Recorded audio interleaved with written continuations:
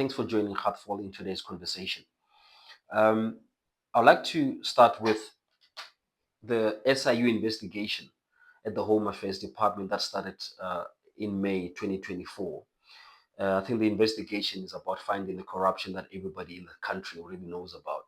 So they found 16.3 million rand, almost 17 million rand worth of corruption that has happened at the Home Affairs.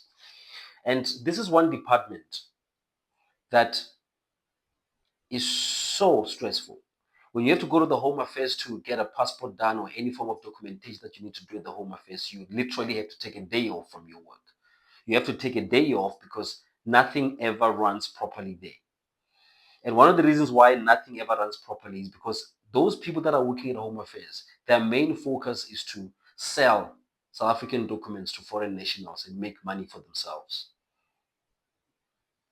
So now this 16.3 million rand bribery that has been found, this is for visas, permits, work permits, asylum status, any document you can think of out of the Home Affairs for foreign nationals, somebody coming to South Africa looking for a work permit, looking for permanent residence, looking for citizenship. This 16.3 million rand is the money that is exchanged between these foreign nationals and Home Affairs employees. Most of these transactions are done via e-wallet, cash send, used to pay things like bond repayments or rentals as a way to hide these transactions from authorities. Family members' bank accounts, but it's 16.3 million rand. So the question I want to ask you is, do you trust any document that is issued by the Home Affairs? If somebody comes to your business or to your bank trying to open a bank account and they're showing a work permit and any document that somebody is presenting as a foreign national that is issued by the Home Affairs in South Africa means nothing. It holds no value because the chances are it was bought. It's fake. So now let's go through this. So two cases actually pop out from this investigation. It was Bushiri and Omotoso. These are two pastors that have been on the wrong side of the law in South Africa for the longest time. So how they got their permanent residence is because they paid somebody off. So we have a situation in South Africa where people come into South Africa, foreign nationals, they buy a South African passport, they travel overseas and commit crimes. Drug smuggling, whatever it is that they're doing, using our name. So anybody that is at Home Affairs and is found guilty of being corrupt should actually face charges of treason because you're selling out your own country. So now, my suggestion is this. Since 1994, if we have a new government in 2029, one of my very first suggestions at the top of the list is the Home Affairs Department, number one, it must be shut down. Number two, every document ever issued by that department, called the Department of Home Affairs since 1994, must be under investigation. If you got a visa or a residence document or a South African citizenship, if it was issued after 1994, it should be under investigation because it was run under a government that is corrupt and selling our country out. That is my suggestion. I mean, some of these documents are bought between 500 and 3,000 rand. So the Home Affairs officials that are implicated in this corruption, they've bought property, they've bought vehicles, they've literally lived a life of luxury from selling out our own country. If that is not treason, tell me what is. Anybody that works for the Home Affairs and issues a South African document fraudulently should be arrested and tried for treason. Because what is the meaning of treason? So now you get to understand why we have so many issues in South Africa. A person comes into the country, they steal somebody's identity, they start acquiring property and cars and all sorts of things and committing crime, and there is no consequences for those people. Zero. So our country is for sale, and these documents are given to people who have intentions for this country that we know nothing about. So now, let me tell you how this happens now. This starts in May 2024. The very first question I have is that why is this investigation starting only in May 2024? How long has Home Affairs been running corrupt operations over there? How many Home Affairs officials have been known to be involved in corruption with immigrants? So the question I want to ask you: when somebody comes to your work to your company and applying for a job with a work permit, would you trust that work permit? Because let's be honest. How many documents issued by the Home Affairs are real documents, especially to illegal immigrants? How many documents that are issued by the Home Affairs would you say are legit? I don't trust any document that is issued by the Home Affairs right now, because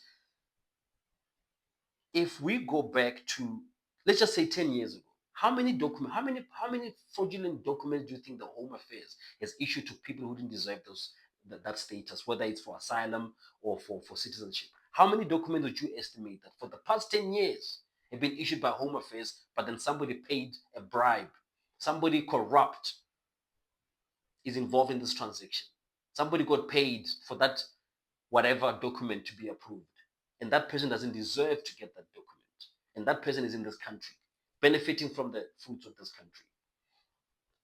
So documents, asylum seekers documents, permanent residence documents, citizenship documents, the majority of them are fraudulent. 16.3 million rand exchanged between these people. So when we are dealing with the issue of fake marriages and ID theft, Home Affairs officials are the people that sold us out. So the question I'm saying to you is, what kind of a government do we have where the Home Affairs has been running for as many years as it's been running, and people are getting fraudulent documents, and then nobody goes to prison? Once in a while, you hear about Home Affairs officials being arrested, getting 3 years here, getting suspended. But I'm talking about if you are found guilty of selling citizenship to our country, somebody gets South African citizenship without providing the proper motivation, meaning that they don't deserve to get the citizenship of South Africa. When that document is issued fraudulently, the punishment for that crime should match the crime. Because the only punishment that I can think of is you should be arrested and prosecuted for treason, because you sold out your country. You're giving somebody a document they don't deserve, and that person is in this country with intentions we don't know. So how many fake passports do we have that have a South African stamp on it? How many fake ID numbers do we have? How many fake ID cards do we have? How many fake driver's licenses do we have? How many fake marriages do we have? How many fake asylum status documents do we have in this country? How many fake passport stamps do we have in this country? Because the Home Affairs has literally sold out our country. Every document at the Home Affairs is for sale. So those are the thoughts that I want to share today with you. Please remember to support this channel, Heartful, and subscribe. Like I said, this channel is about action. Our plan with Heartful is to train and employ unemployed young people in law enforcement to reclaim our streets. And every time I see something like this, where Home Affairs is selling out our documents, it just shows that lawlessness in this country is becoming norm. And these illegal immigrants, or any immigrant who comes into this country by breaking the laws, is enjoying this moment, because for as long as we have a corrupt government, a corrupt law enforcement agency, corrupt officials at the border, corrupt JMPD, EMPD officials, the people that are in this country illegally and causing harm to this country will continue to prosper. I was watching a clip the other day. I think everybody knows about the chairperson of the ad hoc committee in Parliament that was dealing with the issues of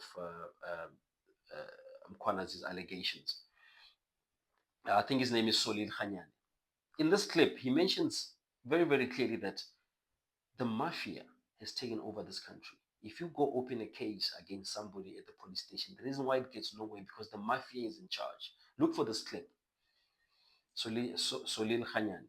And he mentions that we have allowed criminal elements to take over government institutions. The SAPS, Home Affairs. So the crime that we are seeing happening in our country is organized crime. And then this government has allowed this organized crime to get stronger and stronger. And now they're the ones that are in charge.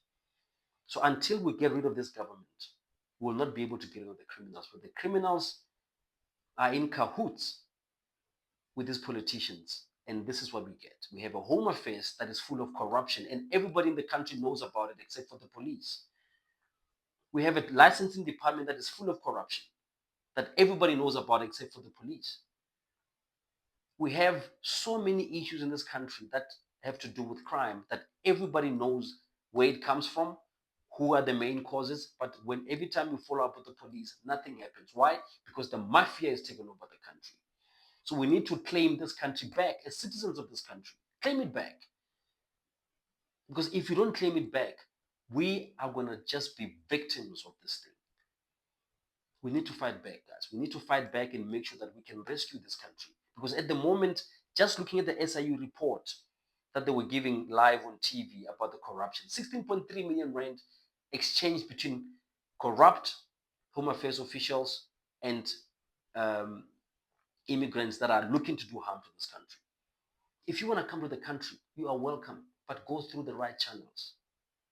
But this country, this government has made it so easy for criminals to break the law and get away with it that it makes sense that people will just cross the border, get free healthcare, get free education, and continue to commit the crimes.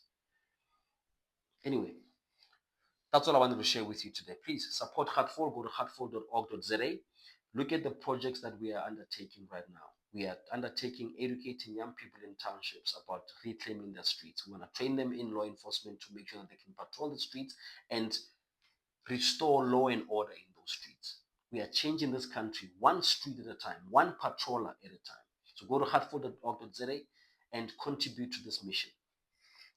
Until then, thanks for your support.